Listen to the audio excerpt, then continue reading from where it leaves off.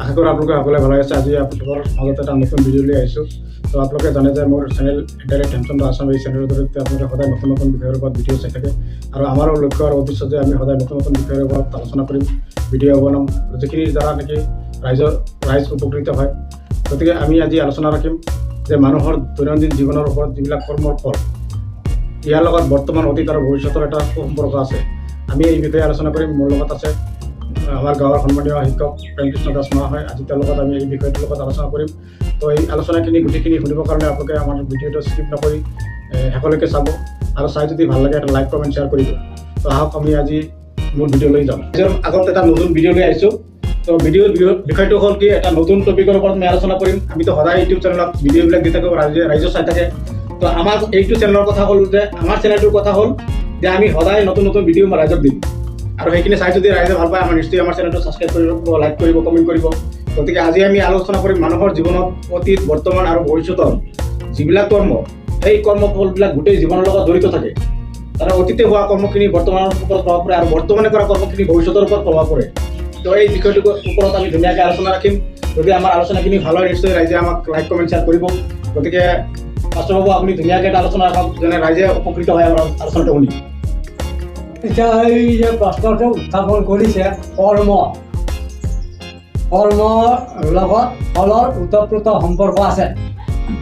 গতিকে এই যে কৰ্ম বুলি ক'লে বিভিন্ন ধৰণৰ কৰ্ম আছে।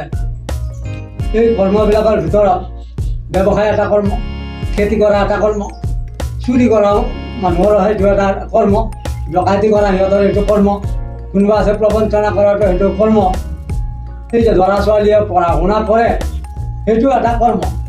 আৰু কিছুমান মানুহে ধৰ্ম পথাই থাকি ধৰ্মৰ কৰ্ম কৰে। এনেধৰণে কৰ্মৰ বিভিন্ন প্ৰকাৰ আছে, আৰু প্ৰত্যেক প্ৰকাৰ কৰ্মৰ ফল আছে। গতিকে কৰ্ম অনুযায়ী তাৰ ফলটো মানুহে লাভ কৰে। এতিয়া প্ৰথম উদাহৰণ হিচাপে আমি যদি চাওঁ, শিশুবিলাকে সৰুৰ পৰাই যদি পিতৃ মাতৃক আদেশ মানে, ভালদৰে নিয়মিতভাৱে বিদ্যালয়ত অহা যোৱা কৰে, শিক্ষকৰ কথামতে পাঠ লয়, পাঠ দিয়ে, ঘৰতো ভালদৰে পঢ়া শুনা কৰে, তেতিয়াহ'লে সি অসৎ সংগত নাযায়। সি পিতৃ মাতৃৰ উপদেশ মতে ভালদৰে পঢ়া শুনা কৰি সি প্ৰত্যেকটো পৰীক্ষাতে ভাল ডিভিজন লাভ কৰি শেষত সি ডক্তৰ, ইঞ্জিনিয়াৰ, বেৰিষ্টাৰ, মেজিষ্ট্ৰেট এইবিলাক হোৱাটো আমি দেখিবলৈ পাই আছোঁ, আপোনালোকক দেখি আছে। কিন্তু যিসকল ল'ৰা ছোৱালীয়ে পিতৃ মাতৃক অৱমাননা কৰি অসৎ সংগৰ লগত ঘূৰি ফুৰি পঢ়া শুনা নকৰি মিছাতে ঘূৰি ফুৰে, সেইসকল ল'ৰা ছোৱালীয়ে যেতিয়া সময় হ'ব, বয়সৰ লগে লগে পিতৃ মাতৃৰ অকৰ্মণ্য হোৱাৰ পিছত, বৃদ্ধ বয়স অহাৰ পিছত সেই ল'ৰা ছোৱালীয়ে কৰ্ম কৰি তেওঁলোকৰ পৰিয়াল চলাব লগা হয়। কিন্তু যিবিলাকে পঢ়া শুনা নকৰিলে, অসৎ সংগত ঘূৰি ফুৰি সময়বিলাক নষ্ট কৰিলে, সেইসকলে কিছুমানে হয়তো মই দেখিবলৈ পাওঁ, দোকানত কৰ্মচাৰী কৰিব লাগে, বা মিস্ত্ৰী কাম কৰিব লাগে, হাজিৰা কাম কৰিব লাগে, ৰিক্সা চলাব লাগে, গাড়ীৰ ড্ৰাইভাৰ হ'ব লাগে। গতিকে এই যে কৰ্মটো, যে পঢ়া শুনাত যদি ভাল কৰি যায়, সি এটা ভাল ডাঙৰ মানুহ হ'ব পাৰিছে। যে পঢ়া শুনাত যদি অৱহেলা কৰিছে, সেই অৱহেলাৰ ফল সি গোটেই জীৱনে ভোগ কৰিব লাগিব। এই যে ভাল কৰ্ম কৰিলে, ভাল পঢ়া শুনা, তাৰ ফল সি গোটেই জীৱন যদিও ভোগ কৰিব। গতিকে এই যে পঢ়া শুনা নকৰাৰ কাৰণে সি গোটেই জীৱন যদি দুখ কষ্টৰে ভুগি যাব, সিটো ভাল ফল নাপায়, কাৰণ সিটো ভাল কৰ্ম কৰা নাই। সেই দুখ কষ্ট তাৰ জীৱনত থাকিব।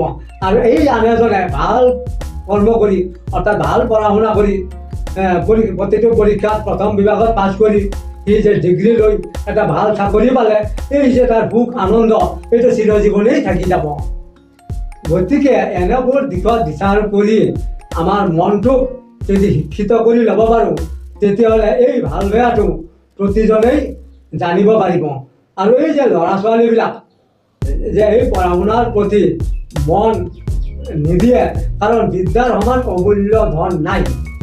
বিদ্যাই মানুহক ঊৰ্ধ্বগতিত তুলি নিয়ে, কিন্তু অবিদ্যাৰ ফল জাহান্নামে যায়। যিবিলাকে বিদ্যাক অৱহেলা কৰিছে সিহঁতে কোনো দিন ছাকচেছফুল হ'ব নোৱাৰিব। গতিকে কৰ্মৰ লগত ফলৰ সম্পৰ্ক আছে। এতিয়া কিছুমান আছে ধৰ্ম কৰ্মৰ লগত অতিশয় জড়িত, কিছুমান আছে সমাজকৰ্মী, তেওঁলোকে সমাজৰ উন্নতি, ৰাইজৰ উন্নতি, মংগলৰ কাৰণে বিভিন্ন ধৰণৰ কাম কৰি যায়, তেওঁলোকৰো ফল ভালেই দেখা যায়। গতিকে আমি ভাল কৰ্ম কৰিবলৈ শিকিব লাগে। তাৰ কাৰণে সৰুৰ পৰাই আমি এই প্ৰচেষ্টা হাতত ল'ব লাগে। যেনে যি মূলা বাঢ়ে তাৰ দুপাততে চিন। সৰুৰ পৰাই যদি আমি এনেকুৱা ধৰণৰ কৰ্মত আৰু সৎসংগত থাকি, অৰ্থাৎ এজন চৰিত্ৰৱান ব্যক্তি, চৰিত্ৰৱান ল'ৰা হৈ থাকিব লাগে। অসৎ চৰিত্ৰৰ মানুহে ভাল কাম কেতিয়াও কৰিব নোৱাৰে, আৰু অসৎ চৰিত্ৰৰ মানুহে তেনেকুৱা বহুত দুৰ্ভোগ ভুগিব লগা হয়। তেওঁলোকে জীৱনত কোনো সন্মান নাপায়, কেৱল মানুহৰ অৱহেলা। এনেকুৱা ক্ষেত্ৰত বিচাৰ কৰি চালে যে কিছুমান মানুহে ড্ৰাগছ খাই তাৰ জীৱনটো বৰবাদ কৰি পেলালে, কিছুমান মানুহে মদ খাই তাৰ জীৱনটো বৰবাদ কৰি পেলালে। তাৰ সেই ফল চিৰজীৱন ভোগ কৰিব লাগিব, সি কোনোদিনে সুখ আনন্দ লাভ কৰিব নোৱাৰে। গতিকে ইয়াৰ ভিতৰতে দুটা বস্তু আছে, মেটেৰিয়েল এণ্ড স্পিৰিচুৱেল। মেটেৰিয়েল বস্তুবিলাক টেম্পৰাৰী, অৰ্থাৎ জড়জাগতিক বস্তুবিলাক টেম্পৰাৰী। কেনেকুৱা টেম্পৰাৰী? চেয়াৰ, টেবুল, ঘৰ দুৱাৰ আজি আছে, কালি ভাঙি চুৰমাৰ হৈ যাব পাৰে। কিন্তু যিটো স্পিৰিচুৱেল অৰ্থাৎ আধ্যাত্মিক, সেইটো সত্য যুগতো আছিল, ত্ৰেতা যুগতো আছিল, দ্বাপৰ যুগতো আছিল, কলি যুগতো আছে, আৰু ই ভৱিষ্যত থাকিয়ে যাব। গতিকে যিটো বস্তু আমাৰ স্থায়ী, সেই বস্তু তেনেকুৱা কৰ্ম কৰাটো মানুহ উৎসাহ ল'ব লাগে। এতিয়া আমি যে কিমান বস্তু হেৰুৱাইছোঁ, এইবিলাক সকলো মানুহে কুকৰ্মৰ ফল। এতিয়া অৰণ্য ধ্বংস, এইটো মানুহৰ কুকৰ্ম। এই যে কিছুমান জীৱ জন্তু বৰ্তমান নাইকিয়া হৈ গৈছে, সেইটো মানুহৰ কুকৰ্মৰ ফল। সেই কুকৰ্মৰ ফল আমি এতিয়া চবেই ভোগ কৰিব লগা হৈছে। এই যে বহুত চৰাই চিৰিকটি নাই, এতিয়া খেতি পথাৰৰ মাছ নাই, এইবিলাক সকলো মানুহৰ কুকৰ্ম। যদি আমি সৎকৰ্ম কৰিলোহেঁতেন তেতিয়াহ'লে এই দুখ কষ্টবিলাক অৰ্থাৎ কুফলবিলাক আমি নাপালোহেঁতেন।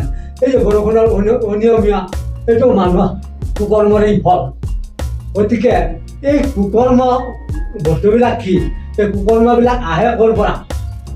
কাম, ক্ৰোধ, লোভৰ বশৱৰ্তী হ'লেই মানুহে পাপাচৰণ কৰে। এই পাপাচৰণবিলাকেই হ'ল কুকৰ্ম। গতিকে এই পাপাচৰণৰ পৰা আমি আঁতৰি আহিব লাগিব, অৰ্থাৎ অসৎ সংগৰ পৰা আমি সদায় আঁতৰি থাকিব লাগিব। সৎ বস্তু আমি জানিব লাগিব, কোনটো সৎ অসৎ। তাৰ কাৰণে আমাৰ জ্ঞানৰ প্ৰয়োজন। জ্ঞান আহৰণ কৰিব লাগিলেও তেনেকুৱা সৎ চৰিত্ৰৱান সাধু সংগৰ লগত যদি আমি চলা ফুৰা কৰোঁ, তেতিয়াহ'লে তেওঁলোকে দেখুৱাই দিব ভাল কাম কোনটো, বেয়া কাম কোনটো। গতিকে এই ভাল কামৰ যিটো ফল, সেইটো চিৰদিন ভাল হৈ থাকে, তাৰ সুনাম আছে। ভাল কামৰ সুনাম আছে, কিন্তু বেয়া কামৰ দুৰ্নাম আছে। গতিকে ভাল কাম কৰিও আমি সুনাম অৰ্জন কৰিব লাগিলে বহুত বছৰ সময়ৰ প্ৰয়োজন, কিন্তু দুৰ্নাম কৰিবলৈ হ'লে 1 ছেকেণ্ডৰ প্ৰয়োজন। গতিকে আমি ৰাইজক এইটোৱে আহ্বান জনাওঁ, আমি সুশিক্ষা লাভ কৰি, আমি সৎ জ্ঞান আহৰণ কৰি, আমি যাতে সৎকৰ্ম কৰি আমাৰ জীৱনটোক সাফল্যমণ্ডিত কৰি উজ্জ্বল কৰিব পাৰোঁ।